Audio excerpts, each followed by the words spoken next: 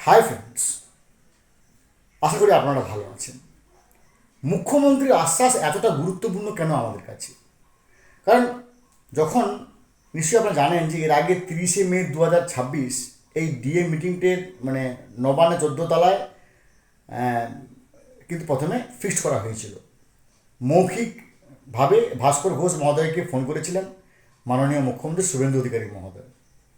তারপরে একবারে স্পেশালি নবান্ন 14তলা থেকে চিঠি করা হলো প্রত্যেকটা সংগঠনকে, confederation of state government employees, unity forum, কর্মচারী পরিষদ এবং সংগ্রামী যৌথ মঞ্চের ভাস্কর ঘোষ মহোদয়কে।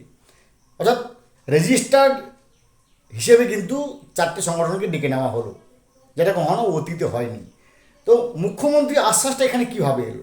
নিশ্চয়ই আপনারা জানেন, যখন 30শে মে প্রথম মিটিংটা হওয়ার কথা ছিল, তখন ভাস্কর ঘোষ মহোদয়কে কিন্তু মুখ্যমন্ত্রীর তরফ থেকে ফোন করা হয়।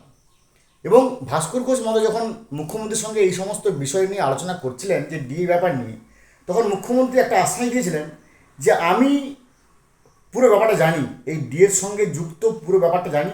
কারণ নিশ্চয়ই আপনারা জানেন যে মাননীয় মুখ্যমন্ত্রী শুভেন্দু অধিকারী মহোদয় তিনি স্পেশালি একজন সিনিয়র অ্যাডভোকেট নিয়োগ করেছিলেন, নিশ্চয়ই আপনারা জানেন।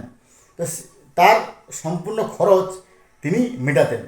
তো সেহেতু তিনি ব্যাপারটা ভালো করে জানেন এবং তিনি নিজে বলেছেন ভাস্কর ঘোষ মহোদয়কে যে আমাকে একটু সময় দিন, আমি পুরো ব্যাপারটা জানি। তাহলে এই যে 3টে আশ্বাস, মুখ্যমন্ত্রী প্রথম আশ্বাস দিয়েছেন আমাকে সময় দিন, দ্বিতীয় আশ্বাস যে আমি পুরো ব্যাপারটা জানি, এবং তৃতীয় আশ্বাস যেটা আমাদের উত্তেজনা এবং আনন্দের পারদ বাড়াচ্ছে, যে ভাস্কর ঘোষ মহোদয়কে মাননীয় মুখ্যমন্ত্রী নিজে বলেছেন যে আমি এমন কিছু করব যাতে কোনো কর্মচারী কোনো অভিযোগ করতে পারবে না, বা কোনো কর্মচারীর অভিযোগ করার মতো ব্যাপার আমি রাখবো না, কোনো কর্মচারী অভিযোগ করতে পারবে না, সেই ব্যবস্থা আমি করব, আমাকে একটু সময় দেন।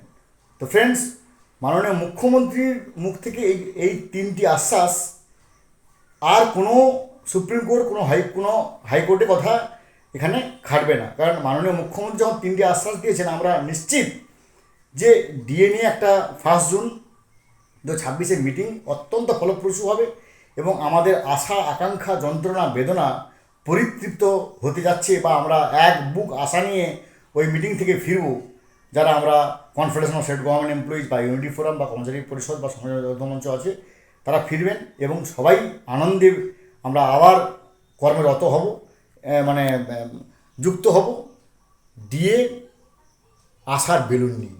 তো ফ্রেন্ডস, অবশ্যই 1 জুনের দিকে আমরা তাকিয়ে থাকবো এবং তার পরবর্তী আপডেট আমি আমার চ্যানেলের থ্রুতে কনভে করবো। ভালো থাকুন, have a good day, thanks.